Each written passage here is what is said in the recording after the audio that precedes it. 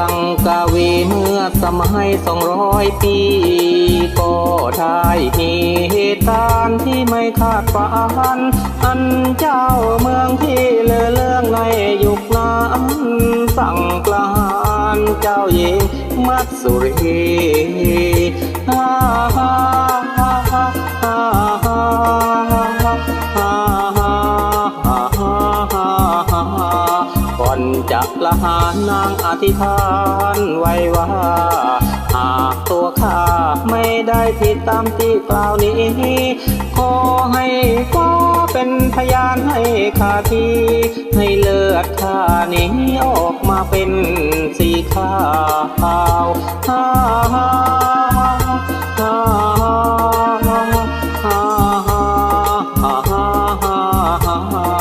เกิดอาเพศคนเกาะลังกาวีเลือดนางนี้ออกมาเป็นสีขาวเดือดร้อนไปทั่วหลายบทหลายข่าวจะหมดราคีข้าวก็เมื่อครบ7 ชั่วชี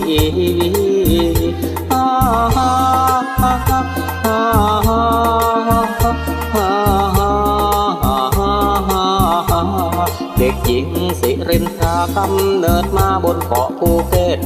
ทายาทรุ่นที่7ถัดจากเจ้าหญิงมัตสุรี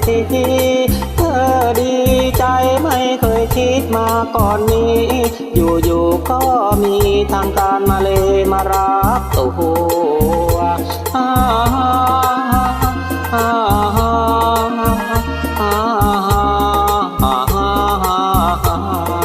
เกิดอาเพศคนเกาะลังกาวี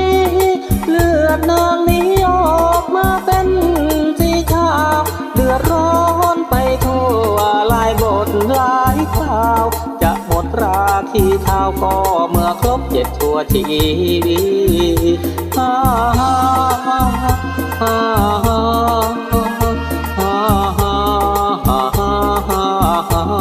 เด็กหญิงสิรินทรากำเนิดมาบนเกาะภูเก็ตทายาทรุ่นที่7ตัดจากเจ้าหญิงมัตสุรีเธอดีใจไม่เคยคิดมาก่อนนี้อยู่ๆก็มีทางการมาเลยมารับตัว